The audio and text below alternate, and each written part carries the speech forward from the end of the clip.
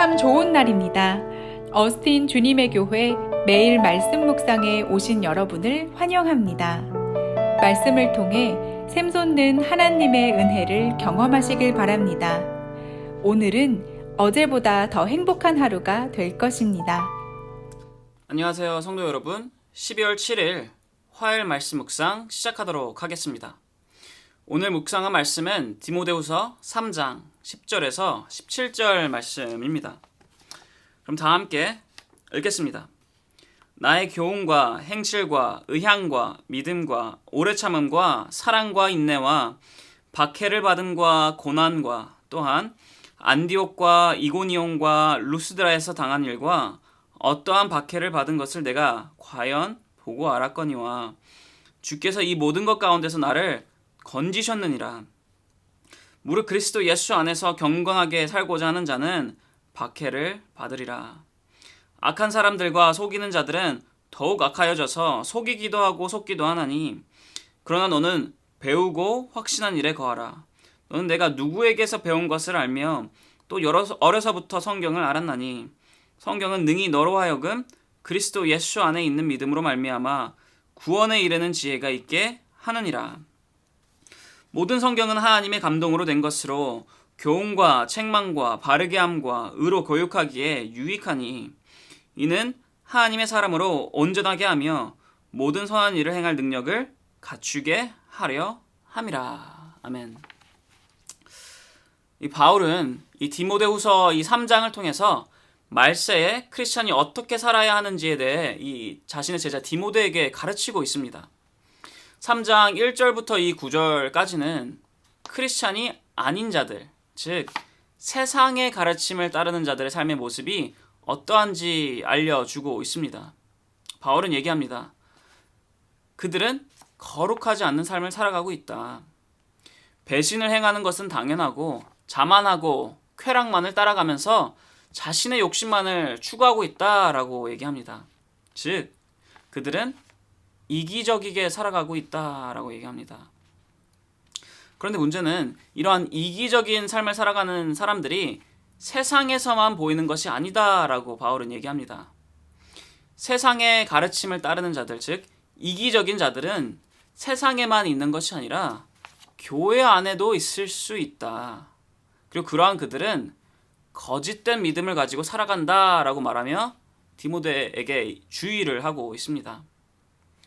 그리고 오늘 본문 말씀 이 10절부터 17절을 통해서 바울은 진실된, 거짓된 믿음이 아닌 진실된 믿음을 가지고 하나님의 가르침을 따르는 크리스찬들은 어떠한 삶을 살아가는지, 어떠한 모습을 보이는지 알려줍니다. 오늘 본문 말씀 이 10절과 11절에서 바울은 자신의 제자 디모데에게 자기 자신이 살아온 이 복음의 삶의 모습을 다시 한 번 더 상기시켜 줍니다. 바울은 이야기합니다. 디모데야, 내가 너에게 보여준 그리고 알려준 교훈과 행실과 의향과 믿음과 오래 참음과 사랑과 인내를 기억하라. 이것을 기억하고 지켜야지만이 이 말세에 하나님의 가르침을 따를 수 있다. 진실한 믿음을 가질 수 있다라고 알려줍니다.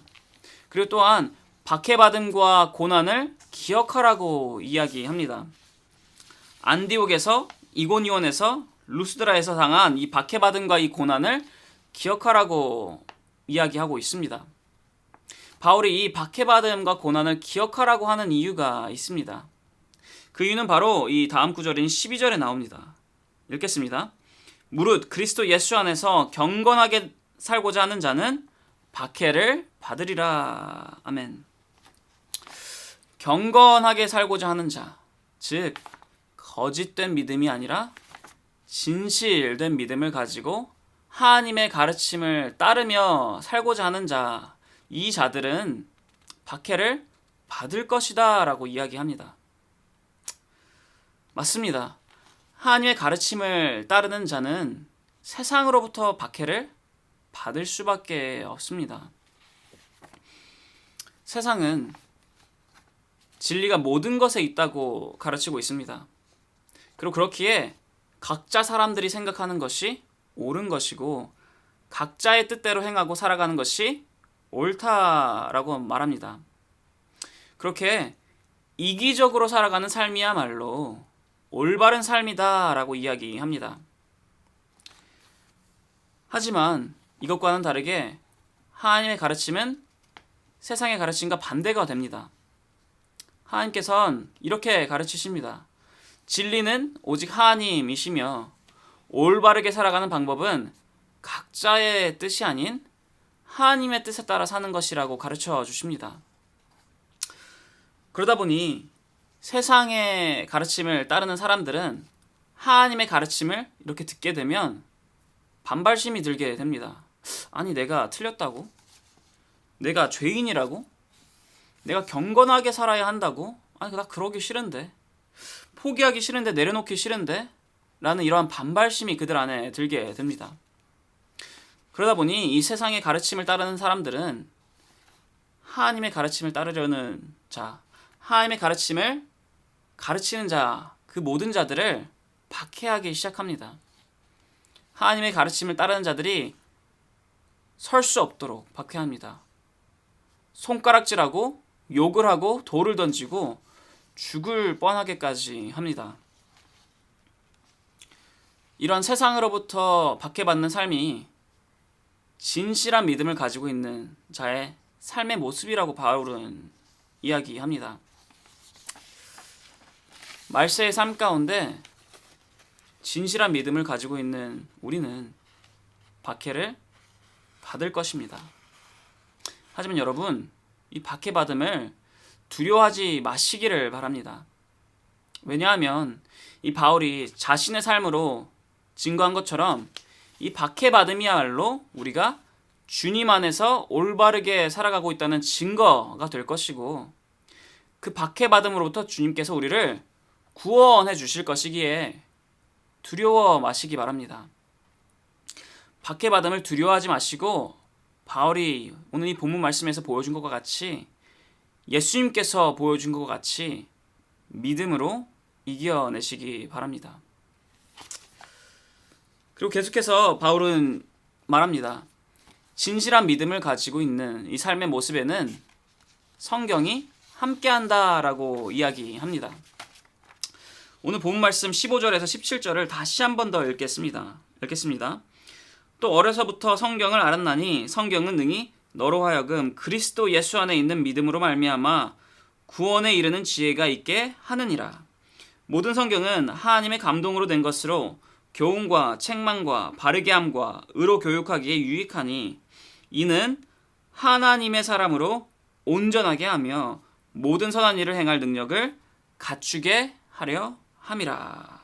아멘. 성경은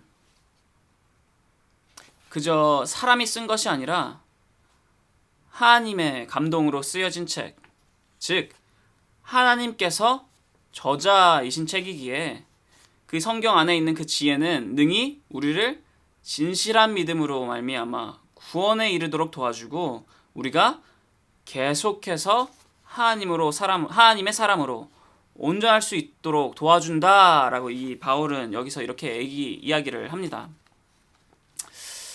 맞습니다. 이 말세에 진실한 믿음을 가지고 나아가려면 우리는 성경책과 항상 함께 하여야 합니다. 성경에 쓰여진 이 하나님의 말씀을 통해 우리가 이 말세 가운데 세상에서 주는 이 유혹에 흔들리지 아니하고 성경으로부터 참된 지혜를 받아 항상 주님 안에서 온전할 수 있도록 선한 일을 행할 수 있도록 우리는 성경을 계속해서 읽어야 합니다. 성경과 함께하는 모습이야말로 이 말세에 진정한 믿음을 가지고 있는 크리스찬의 모습입니다. 세상은 계속해서 우리를 박해합니다. 그리고 그러면서 유혹합니다. 세상의 가르침을 따르라 유혹합니다. 하지만 여러분, 굳세게 나아가시기를 바랍니다.